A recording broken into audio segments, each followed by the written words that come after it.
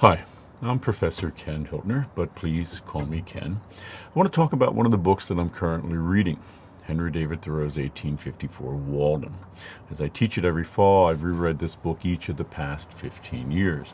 But before jumping into Walden, I want to address, sort of the 800-pound gorilla in the room, which is, in fact, the room that I'm in.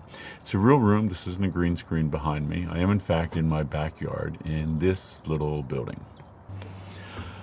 Hi, this is me. I'm in my backyard in this little building that I built a few years ago. And there's, interestingly, a Henry David Thoreau connection because ever since reading Walden in my early teens, I wanted to build a little cabin like Thoreau, and this is it. During COVID, I often spend, half of my waking hours out in this little building. Any event.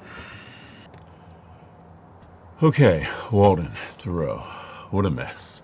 And by that I don't mean Walden or Thoreau as a mess. I mean that Walden and Thoreau are both messes.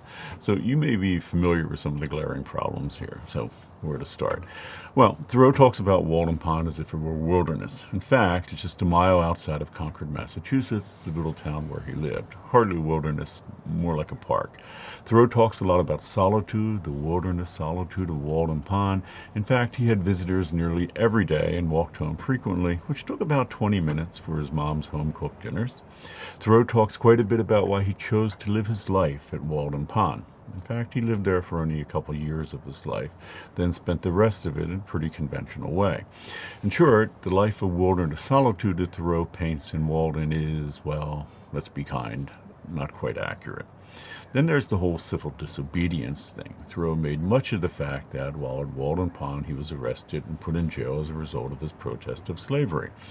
In fact, he spent just one night in jail. And I'm sorry, but while Thoreau's heart may certainly have been in the right place, in a century where millions of Americans were born and died in captivity, it's hard to sympathize with the hardships that Thoreau experienced during his night in captivity.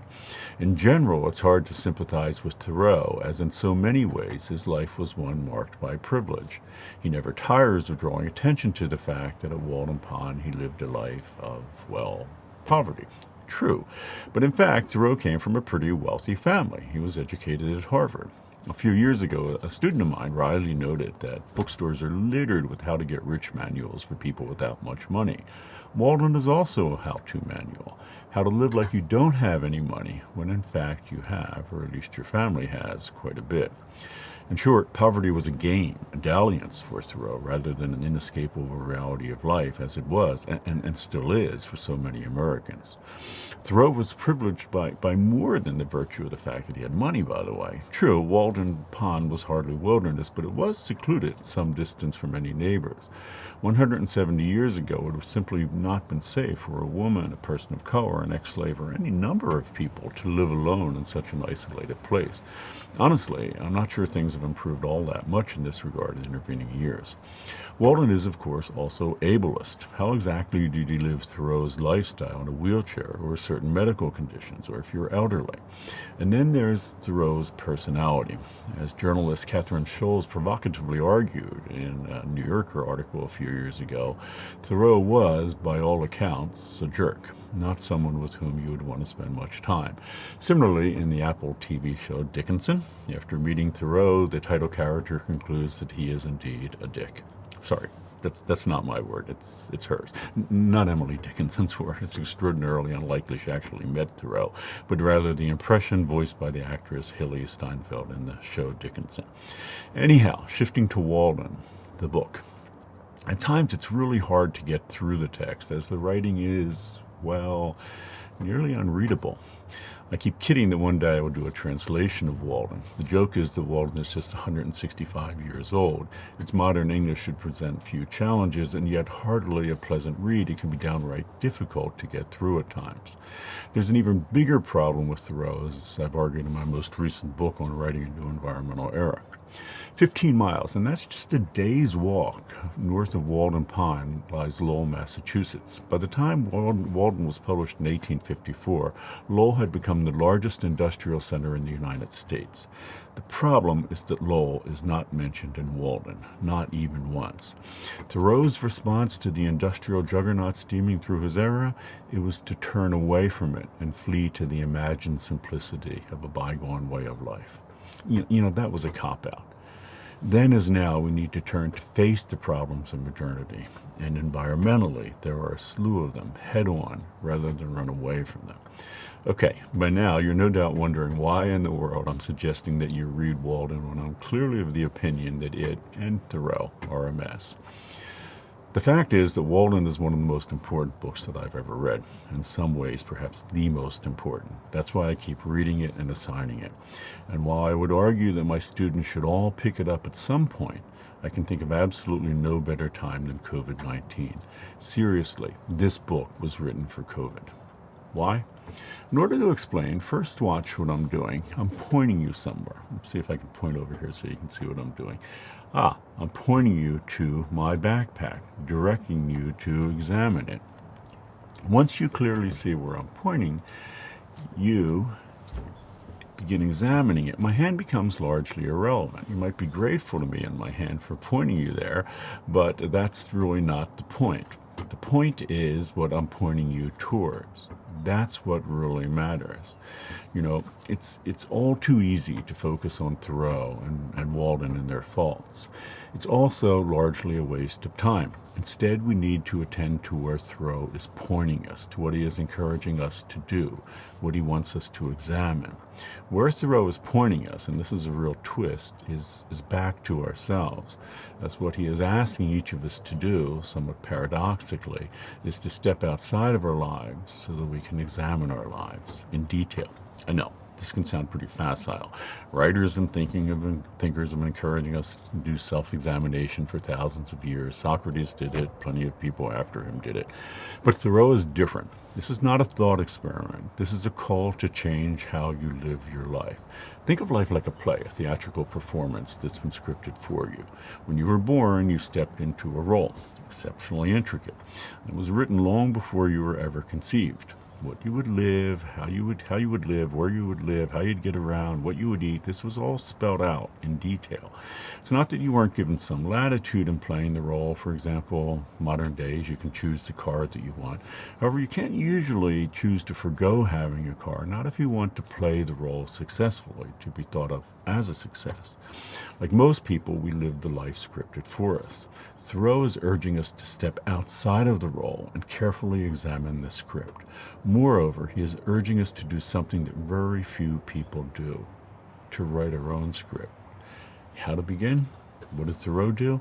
Well, he began by disrupting his life. He stepped, outside of his life in a way that stepped outside of the script, so that he could take some time to examine the role scripted for him. Does that mean that we all need to, go camp out in the local park for a year or two in order to effect the disruption of our lives? No need, as a major disruption to all our lives has swept across the planet, COVID-19. With all the immense hardship and horrors that have come with COVID, and they are certainly many.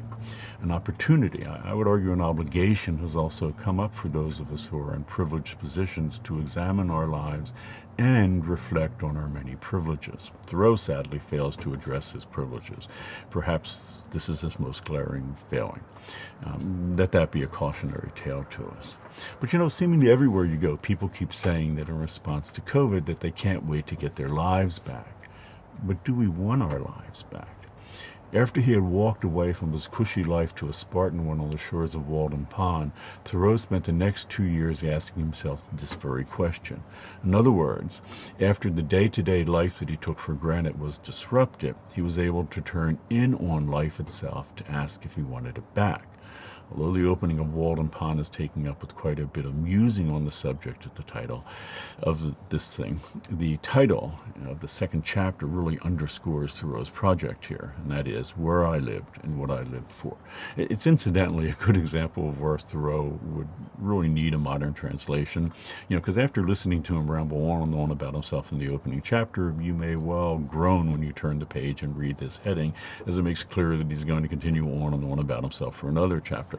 A far better approach would be to title that second chapter, Where Do You Live? What do you live for?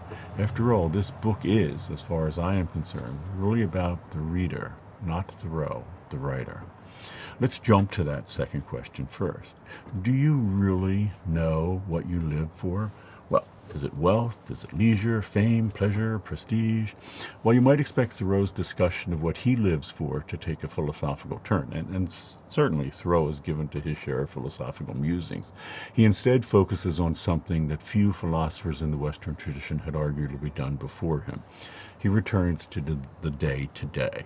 Thoreau not only takes a long, hard look at the seemingly mundane issues of where he lives, but what he eats, what he wears, how he gets around, the stuff he makes or buys, and so forth. And as he quickly concludes that his life is excessively complicated and bloated, he's able to offer up a prescription for a better life. It takes the form of an imperative that, amazingly, Thoreau has reduced to a single word.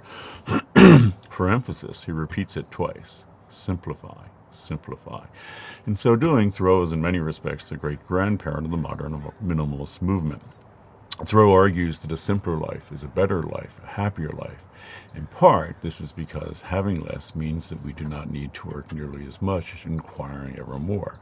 In Thoreau's era, the standard work week was 6 days with 1 day, Sunday, off. By living a simple life, Thoreau suggests that you could work just 1 day a week and have the rest of the week for, well, living and enjoying life. As Thoreau argued with respect to fashion, a range of industries convince us to buy and consume tons of stuff with one goal in mind.